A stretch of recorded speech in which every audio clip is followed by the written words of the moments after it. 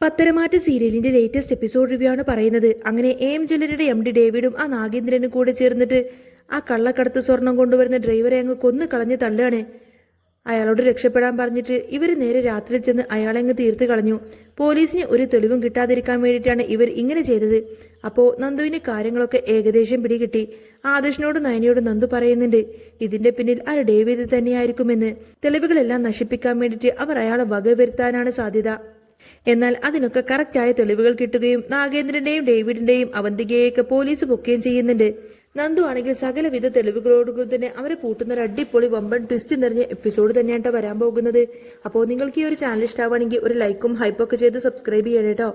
അങ്ങനെ നന്ദു ആദർശിനെ തിരക്കിട്ട് വിളിക്കാണ്. ആദർശേട്ട ഒരു അത്യാവശ്യം കാര്യമുണ്ട്, എനിക്ക് ആദർശേട്ടനെ നേരിട്ടൊന്ന് കാണണമെന്ന് പറയുമ്പോൾ ആദർശ് ചോദിക്കുന്നുണ്ട് എന്താ നന്ദു, എന്താ കാര്യമെന്ന് ചോദിക്കും. ആ കേസിലെ എം ജ്വല്ലറിക്കാർക്കെതിരെ സ്വർണ്ണക്കടത്തുമായി പിടിച്ച ആ ഒരു ഡ്രൈവർ ഇല്ലാതാക്കിയില്ലേ, അവരെ കുറിച്ചുള്ള മെയിനായിട്ട് ചില വിവരങ്ങളൊക്കെ എനിക്ക് കിട്ടിയിട്ടുണ്ട് ആദർശേട്ട എന്ന് നന്ദു പറയും. അന്നേരം ആദർശ് ചോദിക്കുന്നുണ്ട് ആണോ, അങ്ങനെയാണെങ്കിൽ അവരെ പൊക്കാൻ പറ്റുമോ, ആ ഡേവിഡിനൊക്കെ ഇതിൽ പങ്കുണ്ടോ എന്ന് ചോദിക്കും.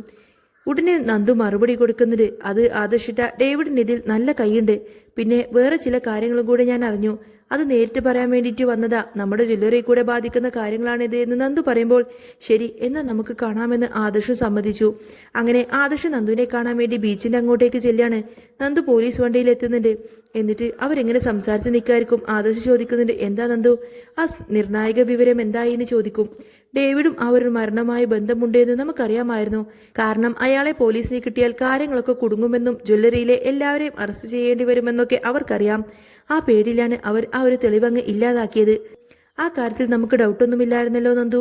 ഡേവിഡ് നേരിട്ടില്ലെങ്കിലും അയാളെ വിട്ട് ചെയ്യിച്ചതാകാനല്ലേ സാധ്യത എന്ന് ചോദിക്കുമ്പോൾ നന്ദു തിരുത്തുകയാണ്. ഒരിക്കലുമല്ല ആദർശേട്ട, ഡേവിഡും വേറെ ചിലരും ചേർന്ന് നേരിട്ട് തന്നെയാണ് അയാളെ തട്ടിയിരിക്കുന്നത്, അല്ലാതെ ആളെ വിട്ടതൊന്നുമല്ല എന്ന് പറയും. അങ്ങനെയാണെങ്കിൽ ഈ ഡേവിഡിനെയൊക്കെ തൂക്കാൻ പറ്റുമല്ലോ, ഇതിന് വല്ല തെളിവുണ്ടോ എന്ന് ആദർശ് ചോദിക്കുമ്പോൾ നന്ദു പറയുന്നില്ല തീർച്ചയായിട്ടും ഉണ്ട്, ചില തെളിവുകളൊക്കെ കിട്ടിയിട്ടുണ്ട്. ഡേവിഡിന്റെ ഒളിത്താവളത്തിൽ ചെന്ന് പൊക്കണം, അയാൾ തൽക്കാലം മുങ്ങിയിരിക്കാണ്, പോലീസ് പുറകെയുണ്ടെന്ന് അവർക്കറിയാം. അപ്പോൾ ആദർശ് പറയുന്നത് അയാൾ ഇവിടെ എവിടെയെങ്കിലുമൊക്കെ ഒളിച്ചിരിപ്പുണ്ടായിരിക്കുമെന്ന്. അന്നേരം നന്ദു പറഞ്ഞത് ആദർശേട്ട അതൊന്നും പറയാനല്ല ഞാനിപ്പോ വിളിപ്പിച്ചത്, വേറെ ചില വമ്പൻ കാര്യങ്ങളും കൂടി എനിക്ക് മനസ്സിലാക്കാൻ പറ്റിയിട്ടുണ്ട്. നമ്മൾ കരുതിയത് പോലെയൊന്നുമല്ല, ഈ എം ജ്വല്ലറിക്ക് പിന്നിൽ വേറെ ചില കളിക്കാരുണ്ട്. ഡേവിഡ് വെറും ഒരു ബിനാമി മാത്രമാണ്, ഡേവിഡിന്റെ പുറകിൽ വേറെ ചിലർ കൂടിയുണ്ട്. ഈ അന്വേഷണത്തിൽ എനിക്കത് ഉറപ്പായി. അതാരാണെന്ന് വല്ല സൂചനയും കിട്ടിയോ എന്ന് ആദർശ് ചോദിക്കുമ്പോൾ നന്ദു പറയുന്നുണ്ട് വിഷ്വൽസ് ഒന്നും കിട്ടിയിട്ടില്ല, പക്ഷേ ഡേവിഡ് എപ്പോഴും വിളിക്കാറുണ്ടെന്ന ആ ഒരു എക്സ് എന്ന് പറയുന്ന ആളുമായിട്ട് പുള്ളി ഭയങ്കര കോണ്ടാക്റ്റ് ആയിരുന്നു. അയാളും കൂടി ചേർന്നുകൊണ്ടാണ് ഈ ഒരു കൊലപാതകം നടത്തിയിരിക്കുന്നത്. ആ സമയത്തൊക്കെ ഡേവിഡിന്റെ ഫോണിൽ നിന്നും എക്സിന്റെ നമ്പറിലേക്ക് കോളുകൾ പോവുകയും ടവർ ലൊക്കേഷൻ ഒരേ സ്ഥലത്ത് നിന്ന് കാണിക്കുകയും ചെയ്തിട്ടുണ്ട്. ഈ മരണം നടന്നത് ആ ഒരു കായൽ തീരത്ത് വെച്ച് തന്നെയാണ്. അവിടെ ഇവരുടെ രണ്ടുപേരുടെയും ലൊക്കേഷൻ ഒന്നിച്ചുണ്ടായിരുന്നു. കൂടെ ആ ഒരു ഡ്രൈവറും അവിടെ വെച്ചാണ് അയാളെ വകവരുത്തുന്നത്. അങ്ങനെയാണെങ്കിൽ നന്ദു നമുക്ക് ആ ഒരു മെയിൻ ആളെ പെട്ടെന്ന് തന്നെ കണ്ടുപിടിക്കാൻ പറ്റില്ലേ എന്ന് ആദർശ ആവേശത്തോട് ചോദിക്കുമ്പോൾ നന്ദു പറയുന്നുണ്ട് ഉറപ്പായിട്ടും കണ്ടുപിടിക്കും ആദർശേട്ടാ.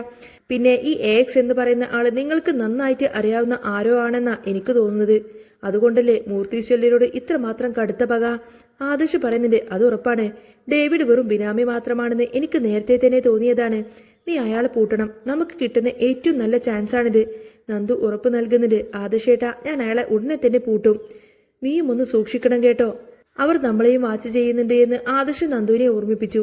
അന്നേരം നന്ദു ചിരിച്ചുകൊണ്ട് പറയുന്നുണ്ട് എനിക്കിതൊക്കെ ഒരു ത്രില്ലുള്ള കാര്യമാണ് ആദർശേട്ടാ, ഞാനത് എൻജോയ് ചെയ്യുന്നുണ്ട്, ഇങ്ങനെ ഒരു കേസിന് വേണ്ടി കാത്തിരിക്കുകയായിരുന്നു ഞാൻ എന്നൊക്കെ പറയും. അതിനുശേഷം ആദർശിനോട് യാത്ര പറഞ്ഞ് നന്ദു പോയി. ഇതേ സമയത്ത് തന്നെ നവ്യ കനകയെ കാണാൻ വേണ്ടി പോയിരിക്കാണ്. കനക എല്ലാ സത്യങ്ങളും വിളിച്ചു പറയായിരിക്കും. അഭി കള്ളനാണെന്ന കാര്യം കേട്ടുകൊണ്ട് തന്നെ നവ്യക്ക് അത് വിശ്വസിക്കാനാവുന്നില്ല. ഇതൊക്കെ കുറെ കാലമായല്ലോ പറയാൻ തുടങ്ങിയിട്ട് എന്ന് നവ്യ പരിഹസിക്കുമ്പോൾ കനകദുർഗ ആഞ്ഞടിക്കാണ്. ഈ പറയുന്ന അഭിയുടെ കുഞ്ഞാണ് ചന്തുമോള്, അല്ലാതെ ആദർശിന്റേതൊന്നുമല്ല. അവൻ ചതി ചെയ്തത് കൊണ്ടല്ലേ അവിടെ ദേവ്യാനിക്ക് മുന്നിൽ ഇങ്ങനെ നിൽക്കുന്നത്, അല്ലെങ്കിൽ അവനും അവന്റെ അമ്മയും കൂടി വാഴുമെന്ന് നിനക്ക് തോന്നുന്നുണ്ടോ എന്ന് കനകദുർഗ ചോദിക്കുന്നു. നവ്യ പറഞ്ഞിട്ട് എനിക്ക് ഡൗട്ട് ഉണ്ടായിരുന്നു, പക്ഷേ ഒരു തെളിവുമില്ലാതെ ഞാൻ ഇത് വിശ്വസിക്കില്ല അമ്മേ. ആദർശേട്ടനെ വെള്ളപൂശാൻ നിങ്ങൾ ഉണ്ടാക്കുന്ന കള്ളക്കഥയിലേരുന്ന് നവ്യ ചോദിക്കുമ്പോൾ അഭി വിവാഹത്തിന് മുൻപും ശേഷവും എന്നെ ചതിച്ചിട്ടില്ല, സപ്പോർട്ട് ചെയ്തിട്ടേ ഉള്ളൂ എന്നാണ് നവ്യ വാദിക്കുന്നത്. നിന്റെ വിശ്വാസം നിന്നെ രക്ഷിക്കട്ടെ എന്ന് കനകദുർഗ പറയും. കുടുംബത്തെ തകർക്കാൻ എം ജ്വല്ലറിയുടെ മോഡലായി നീ പോയി, അവർ മൂർത്തി ജ്വല്ലറി തകർക്കാൻ നോക്കുകയാണെന്ന് അറിഞ്ഞിട്ടും നീ കൂടെ നിൽക്കുകയല്ലേ ചെയ്തത്. അവനെ പുതിയ ബ്രാഞ്ച് മാനേജറാക്കാൻ നീ റെക്കമെൻഡ് ചെയ്തു, അവന് എന്ത് യോഗ്യതയുള്ളത്, സ്വന്തം ജ്വല്ലറി തകർക്കാൻ നോക്കിയവനെ ആരെങ്കിലും ജോലിക്കെടുക്കുവോ. ഇത് എം ജ്വല്ലറിക്കാർ അവനെ എടുത്തത് പക തീർക്കാനാണ്. DNA റിപ്പോർട്ടൊക്കെ ആദർശിന്റെയും നയനയുടെയും കയ്യിലുണ്ട്. നവ്യ ഇപ്പോഴും അവനെ വിശ്വസിക്കുന്നുണ്ടെങ്കിൽ നിനക്ക് തെറ്റുമെന്ന് പറഞ്ഞ് കനകദുർഗ അവിടെ നിന്നും പോവാണ്. അന്നേരം നവ്യ ആകെ തകർന്നിങ്ങനെ നിൽക്കുമായിരിക്കും. അഭി എന്നെ പറ്റിക്കുമായിരുന്നോ? DNA ടെസ്റ്റ് കിട്ടുന്നത് വരെ കാത്തിരിക്കാമെന്ന് അവൾ തീരുമാനിച്ചു. നവ്യ അങ്ങനെ വീട്ടിലേക്ക് വരുമ്പോൾ അഭിയും ജലജയും പേടിയോടുകൂടെ നോക്കി നിൽക്കാണ്. കനകദുർഗ ഇനി എന്തെങ്കിലും സത്യം പറഞ്ഞു കാണുമോ എന്ന് അവർ ഭയന്നു. അഭി ഉടനെ തന്നെ നവ്യയുടെ അടുത്തേക്ക് ചെന്ന് ചോദിക്കുന്നുണ്ട്, അമ്മ എന്തെങ്കിലും നിന്നോട് പറഞ്ഞോ എന്ന്. ആദർശിനെ രക്ഷിക്കാൻ വേണ്ടിയിട്ട് അവരെന്തെങ്കിലും കള്ളം പറഞ്ഞു കാണും. ചന്തുമോൾ എന്റെ കുഞ്ഞാണെന്ന് വരെ പറഞ്ഞു കാണുമോ അല്ലേ എന്നിങ്ങനെ അഭി ചോദിക്കുന്ന സമയത്തിന് നവ്യക്ക് നല്ലതങ്ങ് ദേഷ്യം വരുന്നുണ്ട്. എന്താണ് നീ പറഞ്ഞത്? ചന്തുമോൾ നിന്റെ കുഞ്ഞാണെന്ന് നിനക്ക് എന്താ സംശയമുണ്ടോ എന്ന് നവ്യ ചോദിക്കുമ്പോൾ അഭി ഇങ്ങനെ കടന്ന് പതറുമായിരിക്കും.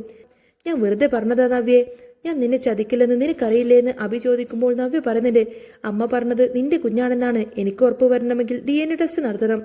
ആരുടെയും മുന്നിൽ തലകുലിക്കാൻ എനിക്ക് വയ്യ. നീ ഇതിന് തയ്യാറാവണമെന്ന് പറയാണ് നവ്യ. അഭി ഇങ്ങനെ പേടിച്ച് വേർച്ച് നിൽക്കുമായിരിക്കും.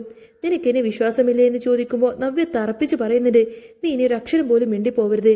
DNA ടെസ്റ്റ് ചെയ്യണം. അതിന്റെ റിപ്പോർട്ട് കിട്ടിയതിന് ശേഷം മാത്രം ഞാൻ തീരുമാനിക്കും ബാക്കി കാര്യങ്ങളൊക്കെ എന്ന് പറയുന്ന സമയത്ത് തന്നെ അഭി ആകെ ഇങ്ങനെ പേടിച്ച് പെട്ടുപോവാണ്.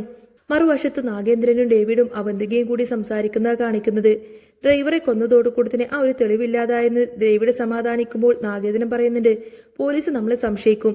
നന്ദു SI അല്ലേ, അവൾ വിടില്ല. ജ്വല്ലറിയാണ് ഇതിന് പിന്നിൽ നിന്ന് അവൾക്കറിയാം. നമ്മൾ സൂക്ഷിക്കണം. അവന്തികയും പറയുന്നുണ്ട്, അതെ. ഡേവിഡ് പറയുന്നുണ്ട്, MD ഞാനല്ലേ, സാറിനെ കുറിച്ച് വരണമെന്നൊന്നുമില്ലല്ലോ. പക്ഷേ കൊലപാതകത്തിൽ പങ്കെടുത്തത് കൊണ്ട് പേടിയുണ്ടെന്ന് നാഗേന്ദ്രൻ സമ്മതിക്കുന്നു. ഇതേസമയം നന്ദുവും സംഘവും അന്വേഷണം ഊർജിതമാക്കി. ഡേവിഡിന് AXനെ കുറിച്ചുള്ള വിവരം കിട്ടി. AXും ഡേവിഡും ഒരേ ലൊക്കേഷനിലുണ്ടായിരുന്നു. ആ AXന്റെ കോൾ റെക്കോർഡ് പരിശോധിച്ചപ്പോൾ അത് അനന്തപുരി തറവാടിന്റെ പേരിലെടുത്ത നമ്പറാണെന്ന് നന്ദു കണ്ടെത്തി. നന്ദു ആദർശിനെ വിളിച്ചിട്ട് ആ ഒരു കാര്യം പറഞ്ഞു. ആദർശ് ആ നമ്പർ നോക്കുമ്പോൾ അത് അവന്തികയുടേതാണെന്ന് മനസ്സിലാക്കി അങ്ങ് ഞെട്ടി നിൽക്കാണ്. അവന്തിക ഇത്ര വലിയ ചതി ചെയ്യുമെന്ന് ആർക്കും നിന്നെ വിശ്വസിക്കാൻ പറ്റിയില്ല. പോലീസ് അന്വേഷണത്തിനിടയിൽ ആ ഡ്രൈവറുടെ ഫോണ് കിട്ടുന്നു. അതിൽ നാഗേന്ദ്രൻ കൊലപാതകം ചെയ്യുന്ന വിഷ്വൽസ് എല്ലാം ഉണ്ടായിരുന്നു. നാഗേന്ദ്രൻ നേരിട്ട് വന്നതും അയാളെ കൊല്ലുന്നതും എല്ലാം അതിലുണ്ട്. ഡേവിഡ് ടൗണിലെ ഒരു ലോഡ്ജിലുണ്ട് എന്ന വിവരം അറിഞ്ഞുകൊടുത്തിനെ നന്ദുവും സംഘവും അങ്ങോട്ടേക്ക് എത്തി. വാതിൽ തുറക്കുമ്പോൾ അവിടെ ഡേവിഡിനെയൊപ്പം നാഗേന്ദ്രനെയും അവന്തികയും കാണുന്നു. നന്ദു ആകങ്ങ് ഞെട്ടിപ്പോവാണ്. നീ എന്താ ഇവിടെയെന്ന് നന്ദു അവന്തികയോട് ചോദിക്കാണ്. 3 പേരെയും അറസ്റ്റ് ചെയ്ത് സ്റ്റേഷനിലേക്ക് എത്തിച്ചു. ആദർശും മുത്തശ്ശനും അവിടെ എത്തുമ്പോൾ സത്യങ്ങളെല്ലാം വെളിപ്പെട്ടു. നാഗേന്ദ്രനാണ് ജ്വല്ലറിയുടെ ഉടമയെന്നും അവന്തികയാണ് ഇതിനെല്ലാം കൂട്ടുനിന്നത് എന്നറിഞ്ഞതോടുകൂടി തന്നെ മുത്തശ്ശൻ അവന്തികയുടെ കർണക്കുറ്റി നോക്കിയിട്ട് ഒരൊറ്റ നങ്ങ് പൊട്ടിച്ചു. ഡ്രൈവറെ കൊന്നതിനും കള്ളസ്വർണം കടത്തിയതിനും നന്ദു അവരെ ജയിലിലാക്കി. ആദർശ് നിരപരാധിയാണെന്ന് മുത്തശ്ശൻ സമ്മതിച്ചു.